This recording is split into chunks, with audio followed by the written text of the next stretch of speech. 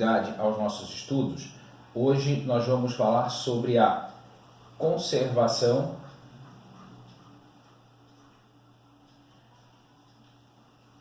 da energia mecânica, ok?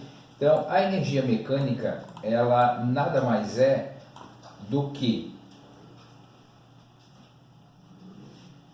a soma da energia cinética, que é a energia associada à velocidade com que um corpo tem, mais a energia potencial. Lembrando que essa energia potencial, ela pode ser tanto a energia potencial gravitacional, que está associada à altura que um objeto se encontra em relação ao referencial, como também a energia potencial elástica, que é aquela que um sistema tem quando uma mola está ou comprimida ou distendida, né? Então vamos lembrar que quando você comprime uma mola, você precisa fazer uma força. Se você faz uma força por um deslocamento, você está realizando um trabalho. Então quer dizer que existe uma energia associada a ela, tá? Então, o que é importante nessa parte do conteúdo? Nessa parte do conteúdo, o importante é que se eu tenho o que nós chamamos de sistema conservativo, ter um sistema conservativo basicamente é aquele sistema onde eu não vou ter perda de energia ao longo do meu movimento. Então, se eu tenho um sistema conservativo, eu vou poder dizer que a energia mecânica num determinado ponto, que eu vou chamar, por exemplo, de A, ela vai ser exatamente igual à energia mecânica em qualquer outro ponto que eu vou chamar de B. Então, se eu seleciono dois pontos quaisquer ao longo do meu movimento, eu percebo que essa energia mecânica, ela se mantém constante, tá? E é isso que está lá no slide disponível para vocês. Então, a energia mecânica é a soma da energia cinética mais a energia potencial, sendo ela potencial elástica ou potencial gravitacional. E se eu tenho apenas forças conservativas, tá? A energia mecânica do sistema, ela é exatamente igual ao longo de todo ele. Quando a gente começa a pensar nos exemplos possíveis, eu tenho aqui, por exemplo, a seguinte situação. Uma maçã presa em uma macieira a 3 metros de altura se desprende. Com que velocidade ela vai chegar ao solo? Então, quando eu vou pensar em resolver esse sistema, o que eu vou perceber? Eu vou perceber que a maçã, ela está lá dentro do meu referencial a 3 metros de altura, certo? Uma maçã, quando se desprende aqui em cima, ela vai ter uma velocidade igual a zero. E a pergunta é, com que velocidade ela vai chegar no solo? Se a gente levar em consideração os fatores da resistência do ar e força de atrito e etc e tal, isso aqui acaba complicando bastante. Mas agora, se eu desprezo a resistência do ar, eu consigo chegar à seguinte situação, que a energia mecânica que eu tenho num ponto A é igual à energia mecânica que eu tenho no ponto B. Agora, eu preciso definir quem é o meu ponto A e quem é o meu ponto B. Por exemplo, eu vou chamar aqui em cima o meu ponto A e aqui embaixo o meu ponto B. Bom, acabamos de ver que a energia mecânica ela é a soma da energia potencial gravitacional com a energia potencial elástica com a energia cinética. Bom, a energia potencial elástica ela está descartada porque ela não aparece em nenhum momento, aqui não vemos nenhuma mola. Mas então eu tenho que analisar o que acontece com a energia potencial gravitacional e com a energia cinética. No ponto A, o fato dela não ter velocidade faz com que ela não tenha energia cinética. Mas como ela está a 3 metros de altura, no ponto A eu vou ter o quê? Energia potencial gravitacional. Então massa vezes gravidade vezes a altura do ar. Quando eu vou para o ponto B, o que eu percebo? Esse cara já está chegando no chão, então ele não tem mais altura. Então quer dizer que a energia potencial gravitacional dele já não existe. Entretanto, ele tem velocidade. Então o que eu vou ter? Eu vou ter a massa vezes a velocidade com que ele vai chegar lá no chão, ao quadrado, sobre 2. Perceba aqui, o que está acontecendo nessa situação? Nessa situação, o que está acontecendo é a transformação da energia potencial elástica, da energia potencial gravitacional, perdão, em energia cinética. Perceba também que o fato de eu ter a massa nos dois lados da minha equação faz com que, independente de qual seja a massa da maçã que está caindo, ela vai chegar sempre com a mesma velocidade. Então, substituindo os valores, olha só o que vai acontecer. Então, eu vou ter a aceleração da gravidade assumindo como sendo 10, a altura do ponto A como sendo 3, tá? A velocidade lá embaixo é o que eu quero saber, sobre 2. Quando eu começo a organizar esses dados, o que eu percebo? Eu percebo que o 10 vezes 3 aqui vai dar o 30, tá? Aquele 2 que está lá dividindo, ele vem para cá multiplicando, e eu fico aqui com a velocidade ao quadrado. Para eu me livrar desse ao quadrado aqui, eu preciso fazer a operação inversa, que é jogar ele para lá na forma de uma raiz. Então quer dizer que aqui no lado de cá eu vou ter 60, raiz quadrada igual a essa velocidade. Então quer dizer que a velocidade desse objeto, dessa maçã, após cair de 3 metros, ela vai ser uma velocidade de raiz de 60 metros por segundo, ok? Então esse foi o primeiro exercício que a gente tem lá nas nossas atividades para fazer. No segundo, olha só o que ele diz. Um bloco de massa igual a 10 kg se desloca com uma velocidade constante de 12 metros por segundo. Ao encontrar uma mola de constante elástica igual a 2.000 newtons por metro, este diminui sua velocidade até parar. Qual a compressão da mola nesse momento? Então, quando eu paro para pensar nesse novo problema, olha só o que acontece. Eu tenho, numa situação inicial,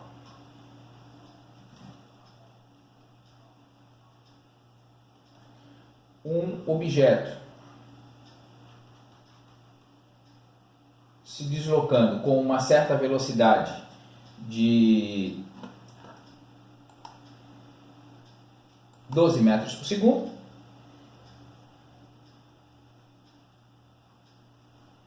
em direção a uma mola que se encontra no seu estado de equilíbrio, não está nem distendida nem comprimida. Após a mola, o objeto entrar em contato com a mola, o que se percebe é essa mola, ela é comprimida pelo objeto, tá? Aqui está ele. Esse objeto então para. E a pergunta dele a pergunta que é feita por ele é qual a compressão da mola nesse momento? Quando ele nos pergunta qual a compressão da mola nesse momento, ele está fazendo menção de quanto foi o x, a elongação da mola para acontecer isso. Bom, quando eu paro para pensar, novamente eu tenho que a energia mecânica na situação 1, se eu não quero usar, posso usar 1 sem nenhum problema, tem que ser igual à energia mecânica na situação 2. Nesse caso aqui, se você para olhar, entre o início e o fim, eu tenho sempre um movimento horizontal. Isso significa dizer que não existe a variação de energia potencial gravitacional. Entretanto, na situação 1, que eu vou dizer que é essa aqui de cima, tá? Eu tenho velocidade, então quer dizer que eu tenho energia cinética, mas a mola, nesse momento, ela ainda não está comprimida, então eu não tenho energia potencial gravitacional. Agora, quando chega na situação 2, que é essa aqui de baixo, nesse caso aqui, o que eu estou vendo? Eu estou vendo um objeto que agora não tem mais velocidade, deixou de ter energia cinética, mas agora eu passo a ter uma energia potencial elástica, certo? Diferentemente do exercício anterior, que eu podia cortar as massas, agora eu não posso cortar mais. Em compensação, eu posso cortar esse 2 aqui embaixo, que aparece tanto do lado esquerdo quanto do lado direito. Tá? O que sobra então? Sobra a massa do objeto, e aí então vamos lembrar lá quanto que é a massa do objeto, são 10 quilos. Tá? Então aqui são 10 quilos, a velocidade dele, vamos lembrar que a gente precisa ter esses valores em metros por segundo, está lá em 12 metros por segundo, então vai ficar aqui 12 ao quadrado igual ao K, a constante elástica da mola, ela está valendo 2.000 newtons, tá? E aí eu consigo calcular o meu x ao quadrado. Bom, agora vamos para uma matemática passo a passo para não cometer nenhum erro, né? Então, o 12 ao quadrado é o que eu tenho que resolver primeiro. Tá? Continuando aqui as minhas contas, isso aqui vai dar 1.440 sobre 2.000, que é igual a x ao quadrado. Quando você divide isso daqui, você vai encontrar 0,72 igual a x ao quadrado, só que eu não quero o x ao quadrado, eu quero saber o valor de x, então eu vou ter que tirar a raiz quadrada do 0,72 para eu poder encontrar o x. Então esse x vai ser a raiz quadrada de 0,72 metros. Então essa é a distância que a minha mola vai se comprimir quando eu paro para olhar ela entre esse ponto aqui e esse ponto aqui. Então daqui até aqui eu vou ter o meu raiz quadrada de 0,72 metros, ok? Bom, dando continuidade aos nossos estudos, nós temos mais uma situação, o problema 23. Uma criança abandona um objeto do alto de um apartamento de um prédio residencial.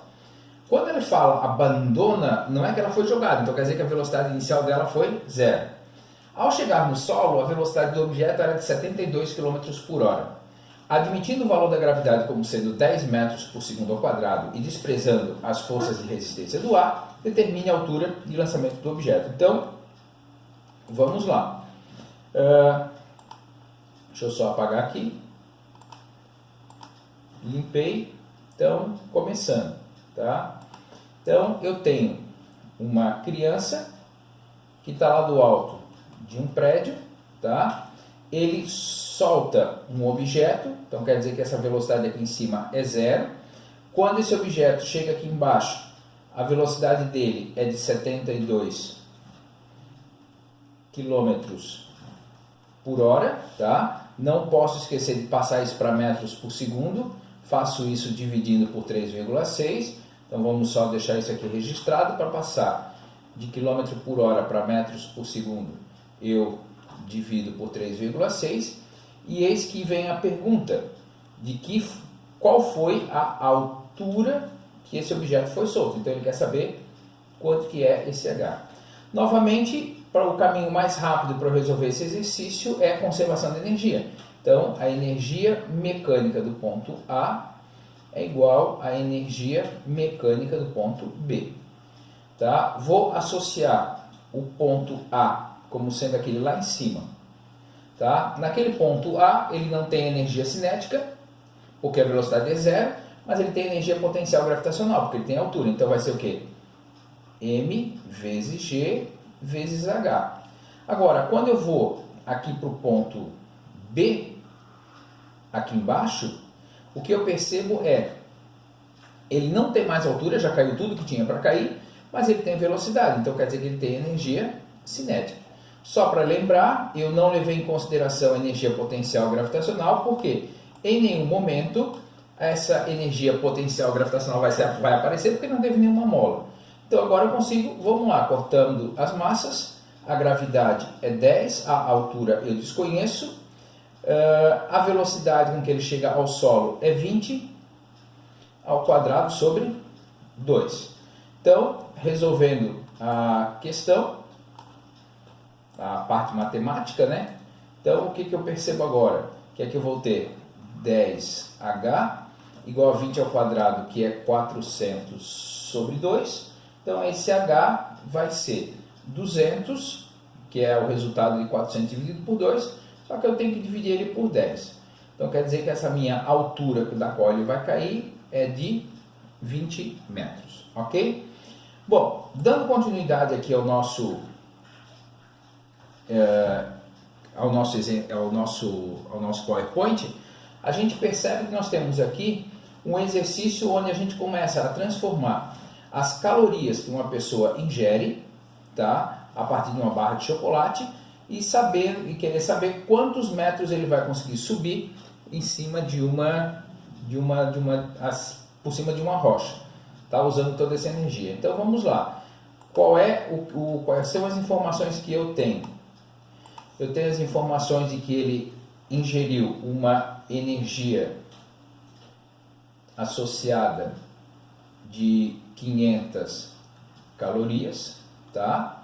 Essas calorias eu vou precisar passar para a unidade joules, que é a unidade do Sistema Internacional. Então, uma caloria, conforme ele anunciou ali na própria questão, ela tem 4,2 joules.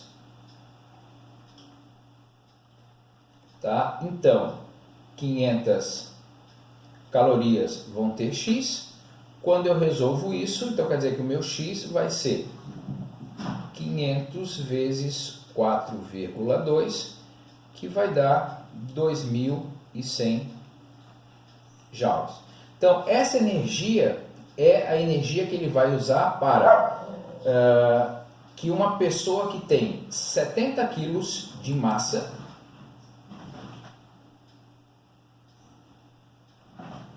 atinja uma determinada altura. E a pergunta é, que altura é essa? Bom, quando eu paro para pensar nesse tipo de exercício, eu tenho que me preocupar. Qual é a energia que está associada à altura? A energia que está associada à altura é a energia potencial gravitacional.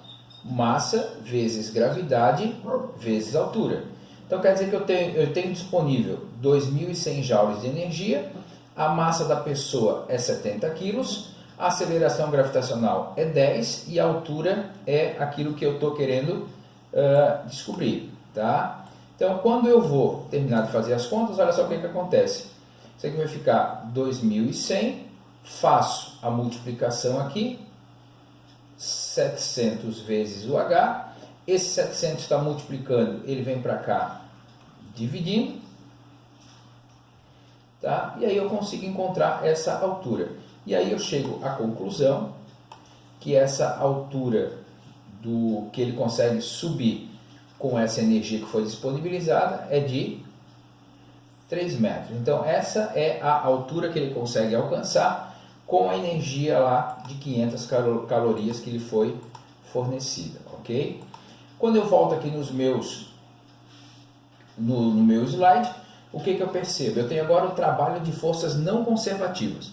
Quando eu tenho o trabalho de forças não conservativas, eu estou percebendo que ao longo do meu sistema, alguma energia está sendo perdida, porque agora, por exemplo, se eu tenho o trabalho da força de atrito, esse trabalho da força de atrito ele gasta energia. Se eu chutar uma bola num terreno plano, eu percebo que à medida com que o tempo passa, o atrito faz com que essa bola perca velocidade e ela vá parando. Então, a ideia agora o que é? Eu tenho uma energia mecânica inicial, tá? Eu tenho uma energia mecânica final, só que elas não são mais iguais. Por quê? Agora eu tenho entre uma e outra o trabalho, por exemplo, da força de atrito. E aí esse trabalho da força de atrito aqui, ele vai ser um trabalho negativo, de modo então que a energia mecânica final vai ser maior do que a energia mecânica inicial. Então, se eu tenho algum trabalho sendo feito ao longo do meu processo, uma força de atrito, eu vou ter energia sendo perdida ao longo do processo, tá certo? E uma outra grandeza muito importante que a gente precisa ver é quando a gente fala de potência. A potência, ela vai me mostrar como que a energia está sendo gasta à medida do tempo. Então, por exemplo, quando eu digo lá que eu vou comprar um chuveiro para minha casa, tá? Eu vou querer, por exemplo, um chuveiro que aqueça bem a água. Então, por exemplo, eu vou querer um chuveiro com uma potência de 8.000 watts. essa potência de 8.000 watts significa dizer que a cada 1 segundo o meu chuveiro está gastando 8.000 joules de energia. Tá? Então, por isso é que quando eu vou calcular a potência, essa potência eu posso calcular como sendo o trabalho dividido pelo tempo, ou a potência pode ser a energia que eu estou gastando ao longo do tempo. Tá? Então, a potência, a unidade do sistema internacional dela é o watts, tá? Como nós já temos visto aí ao longo dos exercícios, tanto faz o trabalho ou a energia, a unidade de medida dele é o joules, tá? E o intervalo de tempo que eu estou gastando essa energia, ela vai ser em segundos. Então, esses são os cuidados que eu tenho que ter. Tá? Quando eu começo a fazer uma associação nesse caso, então, se eu tenho uma força constante atuando num deslocamento, eu posso calcular a potência multiplicando a força vezes a velocidade média, uma velocidade que seja constante ao longo de todo o processo, vezes o cosseno de θ. Quem que é esse θ? Esse θ ele é o ângulo entre a força e a velocidade. Então, se eu sei a força e a velocidade em um determinado instante, eu consigo encontrar essa potência. Então, pessoal, por hoje, isso é o conteúdo que estava previsto, né? Então, por gentileza, agora comecem a fazer lá, terminar de fazer a lista de exercícios sobre energia. Na próxima aula que eu vou postar a correção daqueles exercícios e na sequência nós já estaremos fazendo uma atividade avaliativa. Grande abraço para vocês, até mais. Tchau, tchau.